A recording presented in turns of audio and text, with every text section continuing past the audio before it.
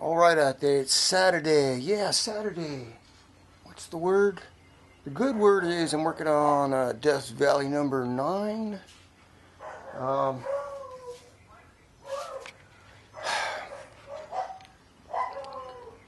It's been quiet till right now. I was waiting for this battery to charge so I could get going here and show you what I'm up to, but now there's some freaking kids out there. I don't think they belong in the neighborhood, but making all the neighborhood dogs bark. So, what are we going to do?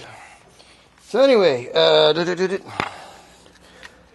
my new shock, my replacement shock came from Old Man Emu.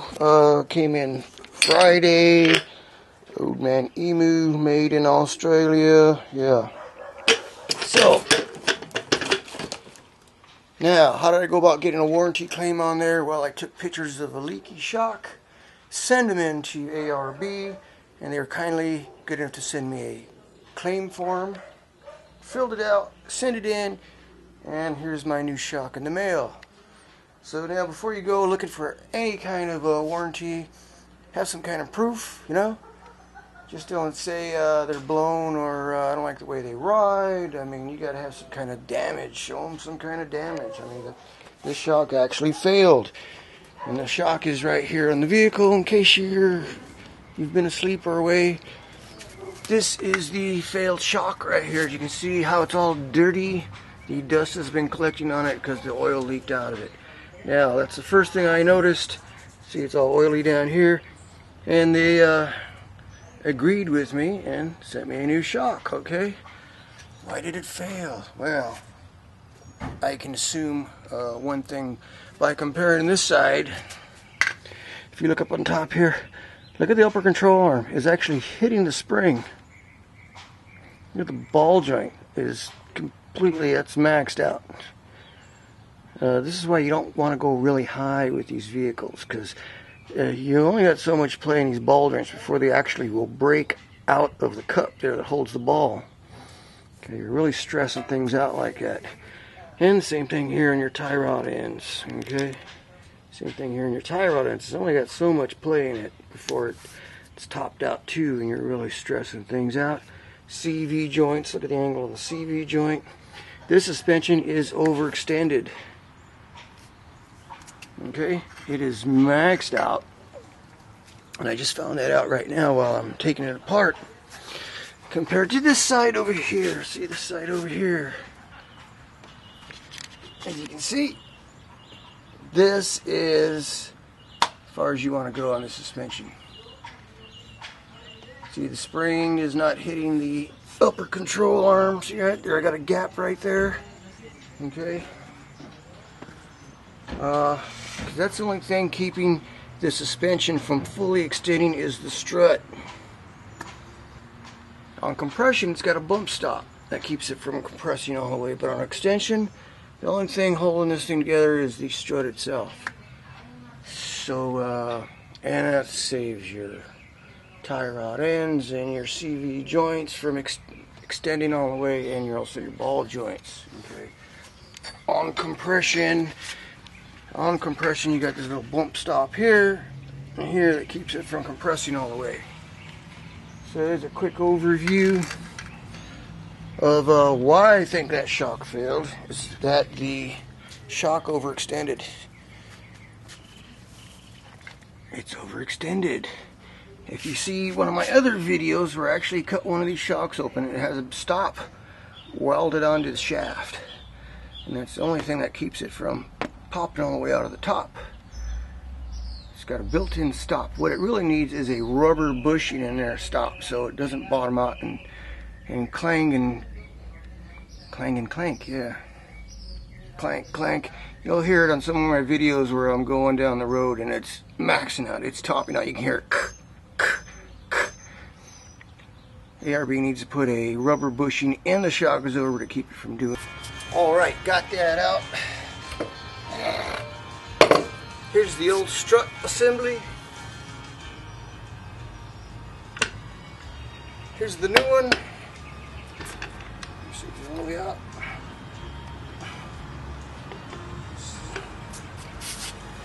Now, you guys see the difference in the height here? They're the same shock, Okay, but the stop that's built into this shaft, that's built into the shock, has a stop built into it.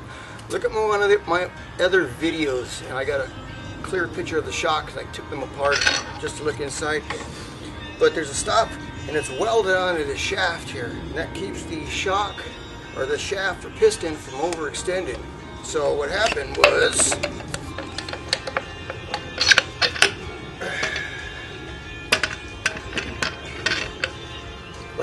and I can show you right now, this thing is way overextended. But if you look very carefully on the shaft, let's see, it's hard for me to see. Right here are my fingers. See my finger? See this finger right here? See that little nick? Looks like a nick. Well, that's where the stop was welded to. See that? Yeah. That's the internal stop. It's just a piece of metal that is looks like spot welded onto the shaft, and that snapped off, so the shock overextended. Now, and when it overextended, these little rough spots on the shaft here tore up the seal, and psh, there goes the gas and the oil and everything else. So now I gotta hurry up, get this over to the shop where they have a professional type spring compressor, and they can have this done in 10 minutes. All I want them to do is swap the coils out for me. So I gotta run. Hope my Bronco starts.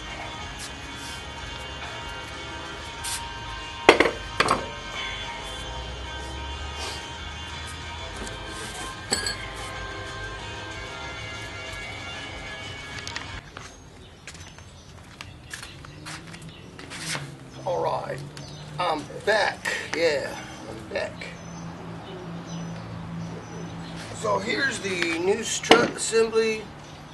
Oh, I had to take it to the bare frame and wheel because they've got the spring compressor to take this top nut off. You need that spring compressor. So they only charged me 15 bucks. Just do it. Now here's the old one. You can see how much taller the old one is. Well,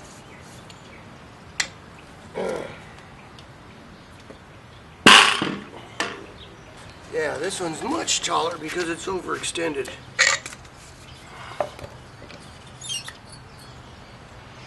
Right here is where there's supposed to be like a ring, and it's welded on the shaft to keep the piston from overextending and bottoming out on there. So if you can see very carefully, right here my finger was, it's where the welds broke off.